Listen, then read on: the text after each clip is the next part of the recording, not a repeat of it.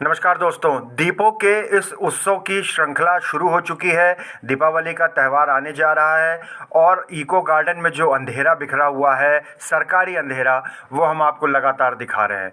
69,000 शिक्षक भर्ती घोटाले को लेकर अभ्यर्थी 135 दिनों से, जी हाँ, 135 दिन हो चुके हैं इनको धरना प्रदर्शन करते हुए, घर परिवार छोड़ करके, दिवाली त्यौहार सब कुछ छोड़ करके ये यहाँ इको गार्डन सुनसान वीराने में पड़े हुए हैं। इस 135 दिनों का इनका सफ़र कैसा रहा, इस दौरान जो इन्होंने राष्ट्रीय पिछड़ा आयोग से मांग करी, केशव प्रसाद मौर्य उप मुख्यमंत्री से मांग करी, लाठियां खाई, क्या कुछ गुजरा 135 दिनों में, आइए इन्हीं की जुबानी सुनते हैं।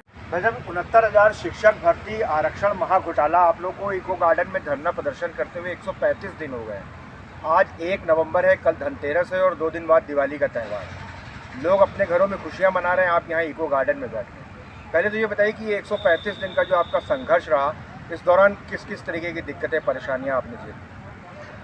मेरा नाम विजय यादव है, मैं इलाहाबाद से हूँ। पिछले 135 दिन से हम लोग लगातार यहाँ इको गार्डन में संघर्ष कर रहे हैं अपनी मांग को लेकर, और मांग भी ऐसी कि कोई इसमें हाय तौबा मचाने की ज़रूरत नहीं थी। सरकार को तो ये चाहिए था कि उन्हीं का बनाया हुआ राष्ट्रीय पिछड़ा वर्ग आयोग, जिसकी उपलब्धियाँ गिनाते हुए सरकार इस समय थक नहीं रही है। कोई भी एक कार्यक्रम होता है छोटा सा भी भारतीय जनता पार्टी का, तो सूबे के मुखिया, उप मुख्यमंत्री, यहाँ तक कि हमारे देश के प्रधानमंत्री भी इस बात को आके बोलते हैं कि पिछड़ों का अधिकार, दलितों का अधिकार सुरक्षित हो सके, इसलिए हमने राष्ट्रीय पिछड़ा वर्ग आयोग बनाया है।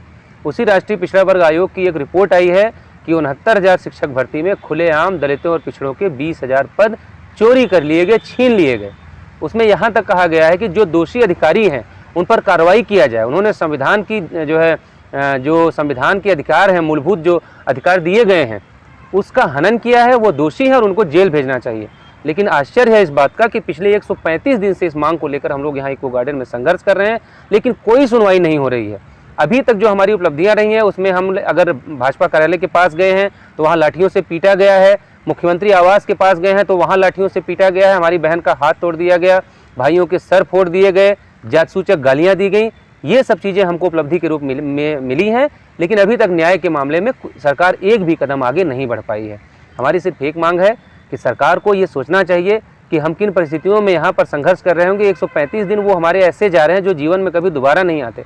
हमारे भी माँ बाप हैं जिनके सपने हैं कि हमारे बच्चे विद्यालय में हों और त्योहारों के दिन कम से कम अपने घर पे हों।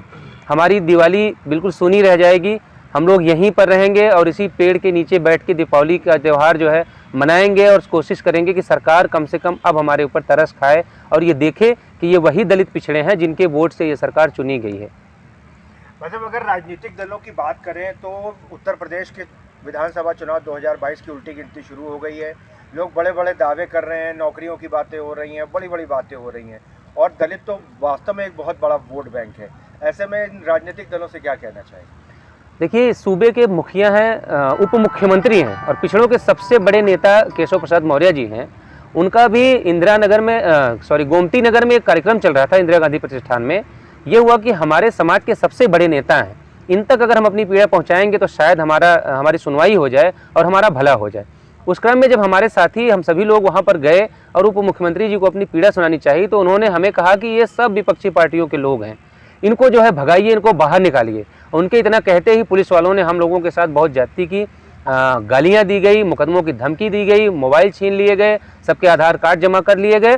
तमाम जो राजनीतिक दल हैं, बिल्कुल चुनाव सर पे है। हम अभी भी इस उम्मीद में यहाँ पर डटे हैं कि चुनाव नज़दीक है, शायद सरकार हमारे मामले का संज्ञान ले और हमें न्याय दे। न्याय देते हैं तो बहुत अच्छी बात है, अगर नहीं देते हैं तो आने वाले 2022 के चुनाव में हम लोग इको गार्डन में ही नहीं बैठे रहेंगे। पूरे उत्तर प्रदेश में हमारे लोग बैठे हैं, हमारे गार्जियन हैं, हमारे परिवार हैं, हमारे रिश्तेदार हैं, सभी लोग तैयारी में हैं कि इस बार अगर हमको न्याय नहीं मिला तो यही पिछड़े दलित जो बहुमत दिलाकर इस सरकार को सत्ता में लाए थे, यही लोग इस सरकार को यहाँ से हटाने का कार्य करेंगे। और विपक्षी जो पार्टियाँ हैं जो लगातार जो है हिंदू मुस्लिम के पचड़े में फंसी हुई हैं, उनसे भी मेरा आग्रह है कि एक बार वो इको गार्डन में आके देखें। यहाँ उनके ही समाज के लोग, उन्हीं के वोटर यहाँ पर 135 दिन से यहाँ पर बैठे हैं जिनकी कोई सुनवाई नहीं हो रही है। उनकी तकलीफ़ें हैं, वो मौसमी बुखार से जूझ रहे हैं, किसी को डेंगू की समस्या है, किसी के पास रहने के पैसे नहीं है, किसी के पास खाने के पैसे नहीं है, किसी को शुरुआती ठंड में ओढ़ने के लिए चादर नहीं है किसी के पास।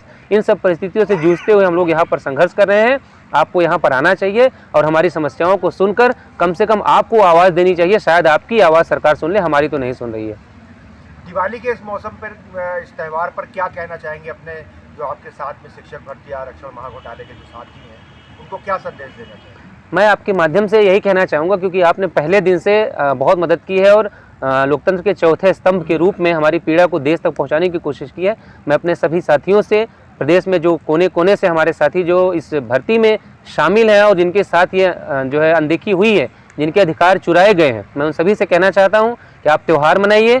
त्यौहार मनाने के बाद 23 नवंबर इस लड़ाई का निर्णायक दिन रखा गया है, उसकी तैयारी करिए और इस बार अपने घर परिवार वालों के साथ आइए और इतनी संख्या में आइए कि 2022 में जो भी सरकार चुनाव लड़ने के लिए जाए, जो भी पार्टी चुनाव लड़ने जाए, उसको इस बात का एहसास हो कि अगर 69,000 शिक्षक भर्ती में पिछड़ों और दलितों का अधिकार वापस नहीं दिया गया तो सरकार उसकी नहीं बनेगी जो इनकी अनदेखी करेगा।